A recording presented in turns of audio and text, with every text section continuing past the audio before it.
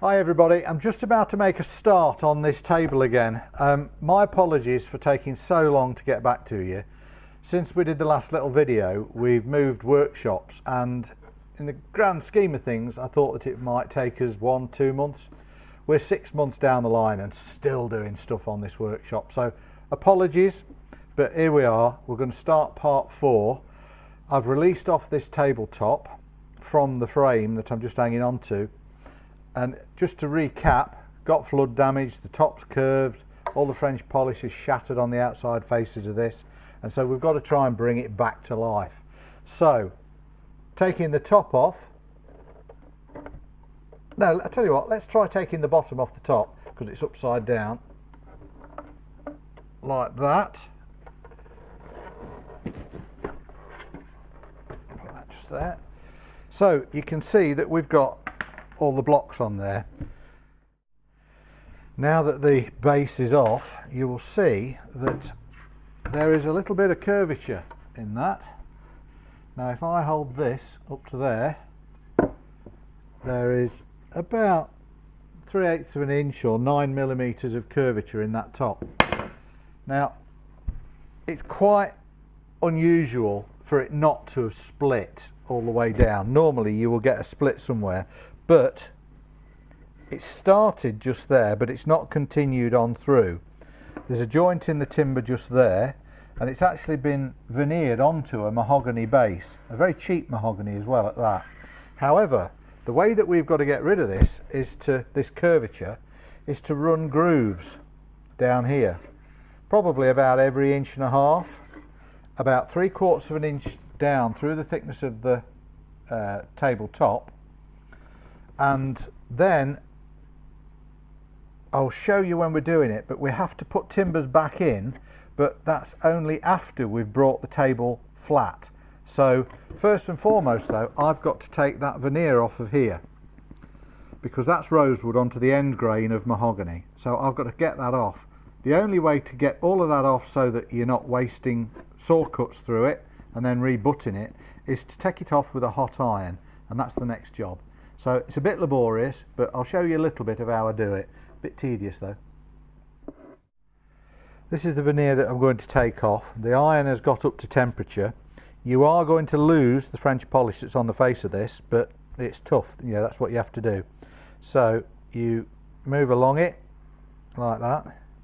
I've got to say this because everybody else would say this. Don't use your wife's best iron or your own best iron. Just get a cheap, anything that just heats up so that it's going to melt the glue underneath the veneer. And once you've got a start, the rest of it will come off quite easily, but the first bit is always the hardest normally. Can you see all these bits that are appearing on here? Well, this is burnt French polish. You've got to be very careful that you don't actually burn the rosewood or the veneer that you're trying to take off.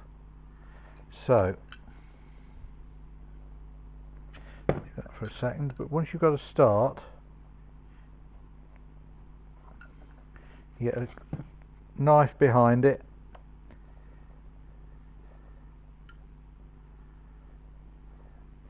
it will take you about half an hour to get this amount off, but you've got to protect that front lip of the veneer of the top.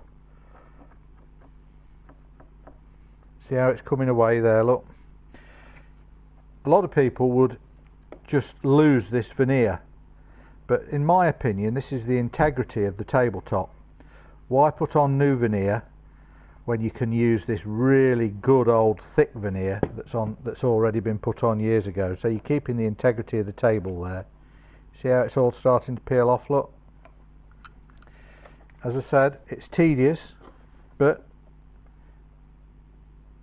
you've just got to be patient and let the heat do the work, and then you just bring it away, because you are going to be putting this veneer back on.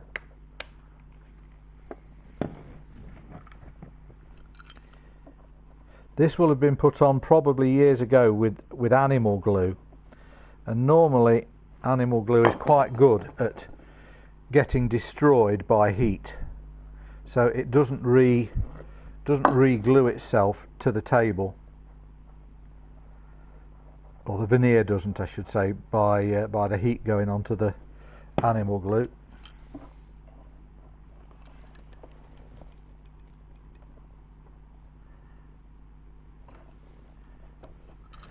Now then, you're going to leave me now, and I'll come back to this when we've got the last bit off, and I'll show you the end grain of the timber. So I'll catch up with you again in about half an hour.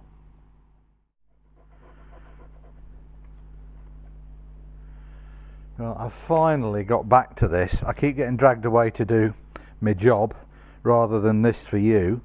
So I'm on the last little bit. I've done the other end where you saw me start, and I've actually put it in a vise because it's a lot easier to hold it. This is just a soft grip vise. You'll find it a lot easier, and it won't mark the French polish. So last lap, let's get the last little bit off.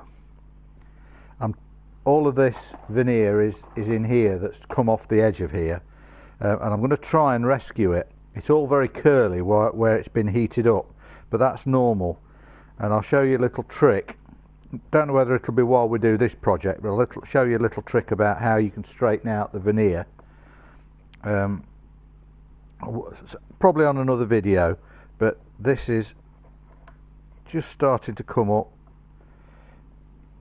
You do have to get quite a bit of heat on this because of it being so thick. This is what you'd call sawn cut veneer rather than peeled, and it's great to work with, but you can't buy it now. Well, I say I can't buy it, I haven't seen it for years, and I've been kicking around in this trade now for 42 years, so I haven't seen it certainly in the last 30. So that's the last bit off, so we'll put that in. That's all the veneer off that. Now the next stage is going to be getting this down onto the bench so that I can put slits along here all the way down the length of it, and then that will take the relief out of the bend on the top of the table, and we can inset some timbers and glue it so that it's glued straight. But before I actually do that, I'll carefully lay it on the top, on the bench top, ready for knocking the blocks off. These are all the old mounting blocks that are on the top, and the best way to get rid of them is to just tap them off. This is a really old hammer, and you might think it's a bit anarchy, but I don't even like to mark the blocks, so I like to give them a sharp square on tap to get them off, like that.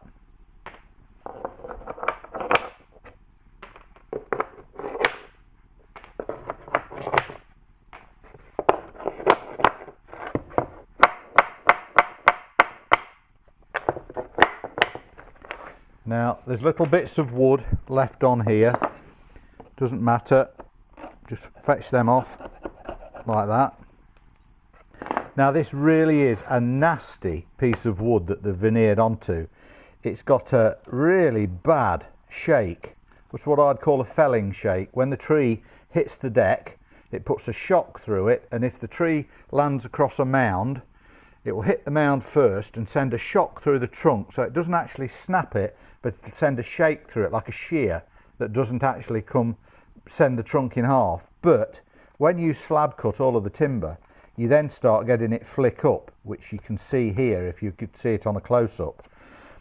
This is two boards that have been glued together, but they've totally ignored that, so on the other side of the veneer it will be showing as well. However, it's not broken through, so I'm going to ignore it. Otherwise you'd never get a piece of work finished if you saw everything that's on it and you tried to mend it. The next stage now is to put relief grooves down here.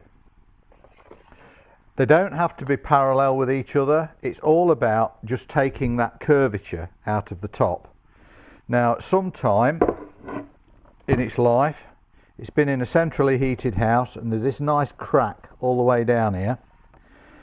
That has been filled at some point. Somebody's had some veneer and they've shoved the veneer in it, and it's weak, but it's not broken. Now, it's not gone down the joint, so what I've got to do is get this top straight, put the relief grooves in, get it flat and then deal with that. And it's probably going to have to be hot waxed, because I will not be able to cut that out, put it back together, because it's veneer onto another board, and it's the board underneath the veneer that's cracked, which has taken this split through the face. I've got to address that as a finishing item. Now, next thing to do, get yourself a nice smooth board that hasn't got any grit on it. And I've already checked this.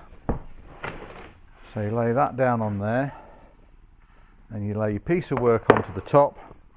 And the reason that I've wanted this is so that when I put the relief grooves down, I can drop the edge of the side guard or the side fence to the saw over this edge.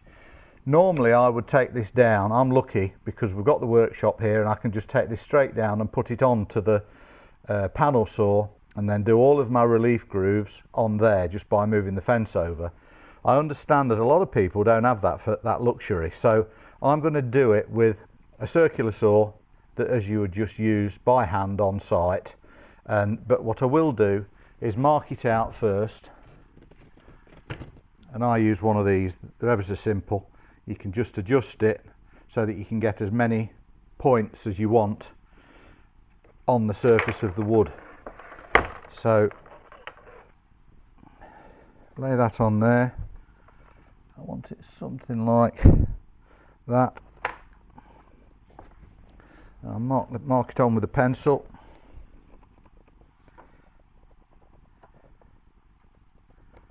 This isn't a science. It really is a case of just missing that crack that I've just shown you. That's all I have to do.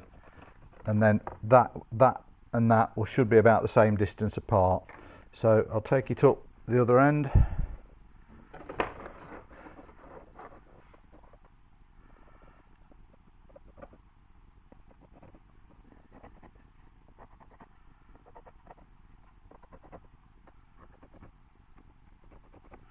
Now that's done. Brilliant things these are, absolutely brilliant. Put that away.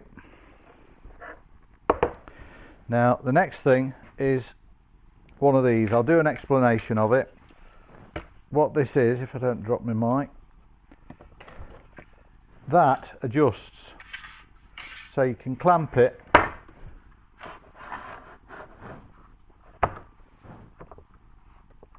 onto the end, and then that will act as your guide to run the side of your saw against. Brilliant bits of kit. And then you just move it over again, and then you run your saw up against there. You can get little plates that drop in here because there's a groove, and then you fix the plates to the bottom of the saw, and they're just amazing things. So would recommend those. They're made by them people. I'm not advertising, but they are good. Right.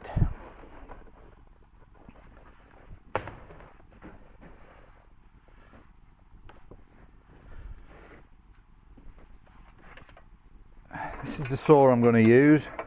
It's nothing flash, but it does collect all the muck that you're going to be chucking out the back. So it is handy for keeping your garage or your workshop a little bit cleaner. Put one of these quick grips on the end, but don't over tighten, because you remember that if you tighten the grip too much, what you'll do is you'll actually bring the belly of this, that's all paid for, but you'll bring the belly of this down onto the MDF and you'll split it, because if you remember, the water and age and a poor construction of the table has actually made this top go into this shape. We're trying to bring it back. If you put the clamp right into the middle, you're going to bring the bow down and the tension in the wood will break and split. So that's why we're going to do this.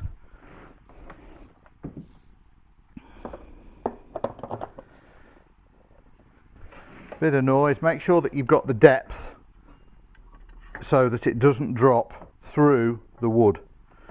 It's something I'm always a bit paranoid about. I've never had it happen, but I don't want to have it happen either. Right.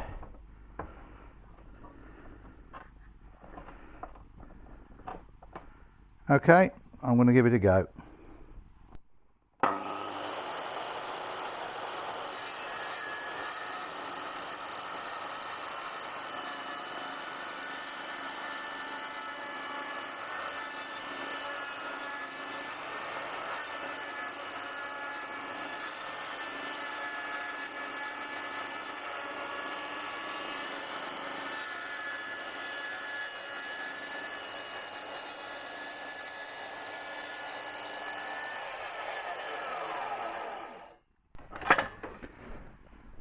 That's the first groove